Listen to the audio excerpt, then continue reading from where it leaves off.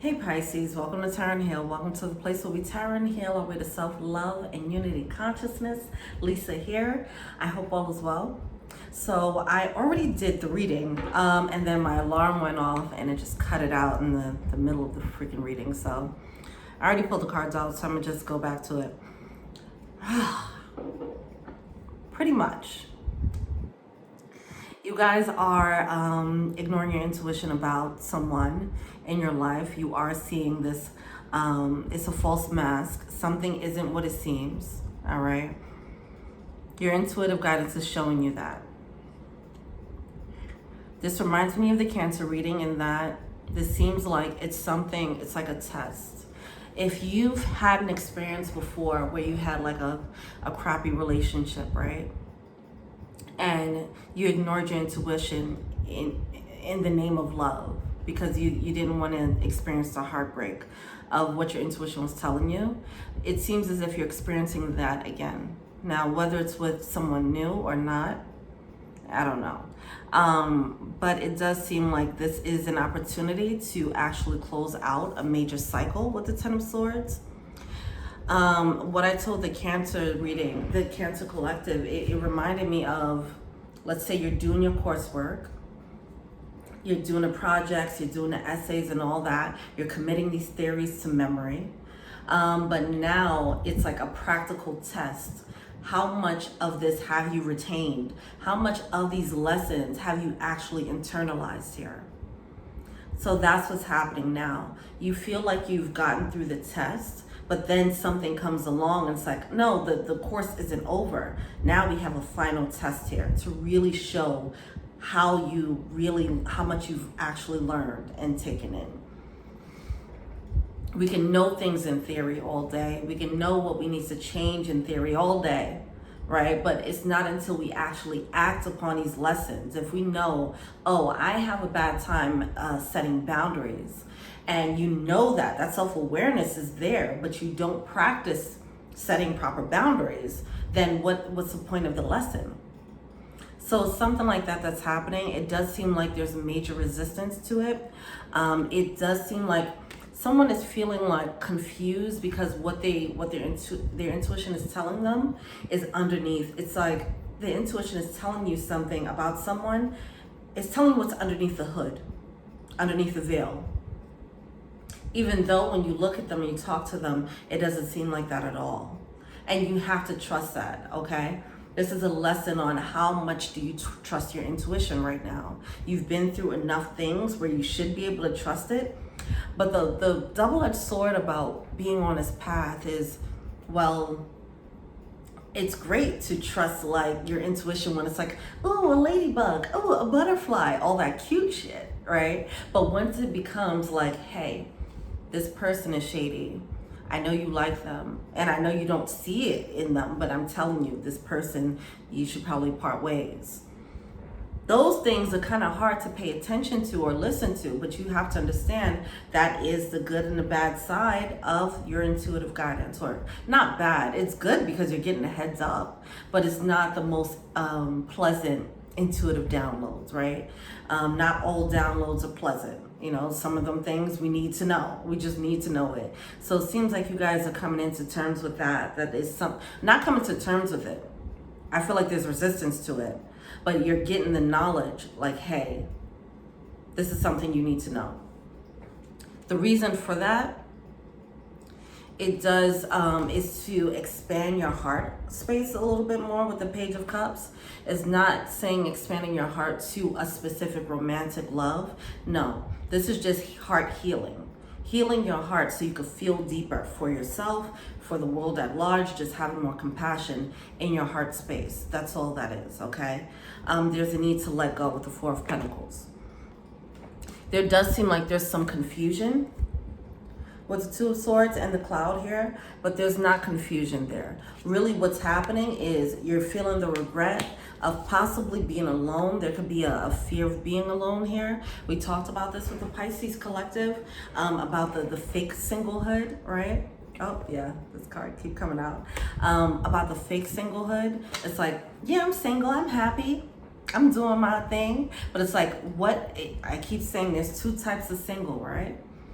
Are you single and like enjoying your life, building your life up, your network, following your goals or pursuing goals, having your hobbies and enjoying your life without having a romantic love?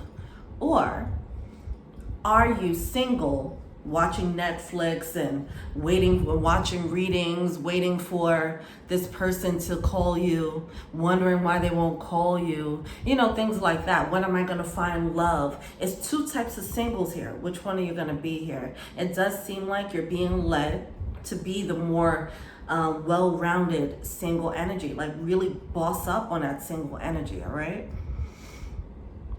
That's the lesson here, but it does seem like there's a little bit of resistance to it. Like, damn, not again. I got tricked. No, you got a test. You got a final test, okay? So whatever the veil is lifted on someone, or whatever the situation is, something that didn't seem like one thing, whatever. Something isn't what it seems. If you fail that test, you can just repeat the course. You'll repeat the loop. Meaning, if you already been in a relationship and let's say it was wildly painful, and your intuitive guidance was telling you all the while in that painful relationship, get out, and you didn't, because in the name of love. But then you got out of it and you're like, oh yeah, I should have been left. Oh, never again will I make that mistake again. And then you learn that lesson. You realize, I have to follow my intuition. I can't put love on top of my intuition. I have to follow my heart. I have to follow my intuition, no matter how much I feel, and no matter how much I feel for this person, or no matter what I see, I have to follow my gut instinct. I can trust it.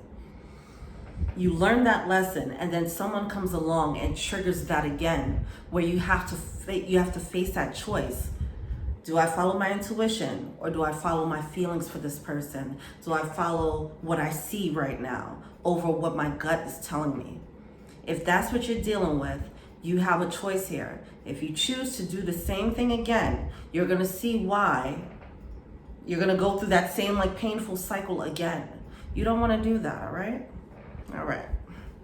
Now we're caught up.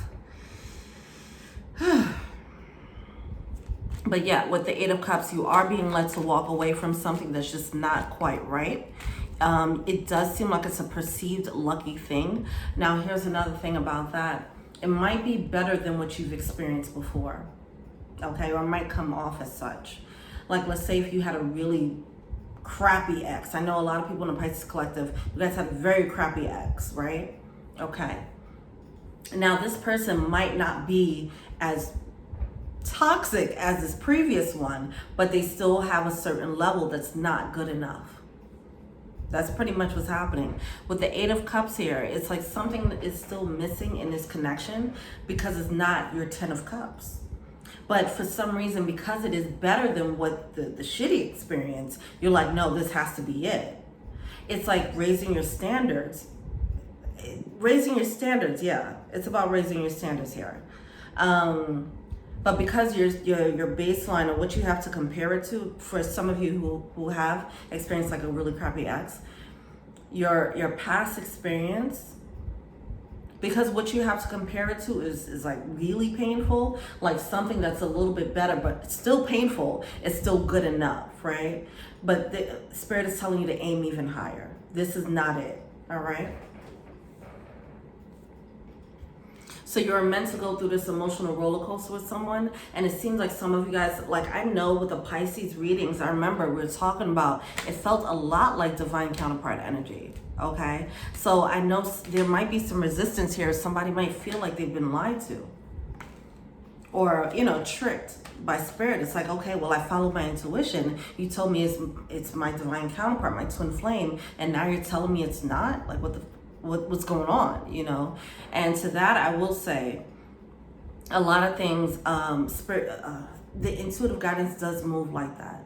It will move on a need-to-know basis. It will move like, we'll give you breadcrumbs of intuitive guidance, of truth, but the truth is always subject to change. We need to drop a certain truth into your mind so that you can get into this emotional space. And then once you get to that point, then we'll tell you more of this truth, right? So the truth is ever changing when it comes to your spiritual guidance and your intuitive guidance here. That's why you always have to just check in with your energy, because it's always changing. Or the energy of others, you know?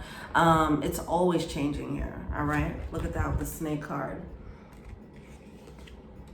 So you saw this person as this lucky energy with all this abundance here, and not seeing that it was a snake in the grass, okay? This is the reality of what it is. They came off, see, this has the energy of, like, you know when they talk about the false twin flames? It has that energy going on. So someone's feeling tricked about it. You're going to have to move through that. You are ignoring your intuition with the Temperance card coming out. Cross with the Eight of Cups. It's like your intuition is telling you to move on, go to the next, and you're like, I'm good. All right. There does seem like someone is hunkering down on their ego, you know. Someone's doubling down on that. Someone's triggered.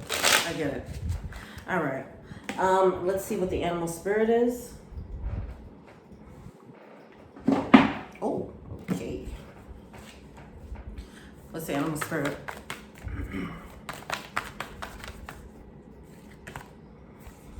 Badger spirit, be fearless and bold. This is that fierce, independent energy that you're being led to.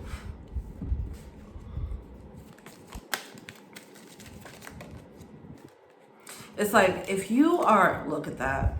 If you keep like begging for or asking for, like, you can manifest anything you want in this world, right? But if the thing that you're choosing to do your spiritual work on is only attracting love in, and you're not trying to attract anything else in your life, they're like, okay, we're gonna bring some love in there so you can learn some new lessons. Then we're gonna teach you why you should just enjoy being single and just chill out. It does seem like that's a struggle for the Pisces collective. Just really struggling with the just being single and enjoying that, you know. Being single in a way that's actually serving you, not being single and hating it. Being single and loving it, all right? So we do have Release Your Ex coming out, all right? We do have new love coming in, and we have passion.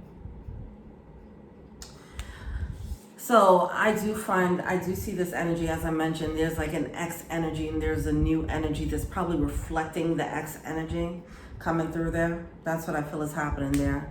All right. Even though the new love feels brighter, it feels better, it's still, your intuition is telling you to walk away, because right now they have snake energy. Now, even if they're a divine counterpart, it just could mean that they're not ready yet, right? Some of you guys are in a divine counterpart situation, and you're just scared to begin the separation phase.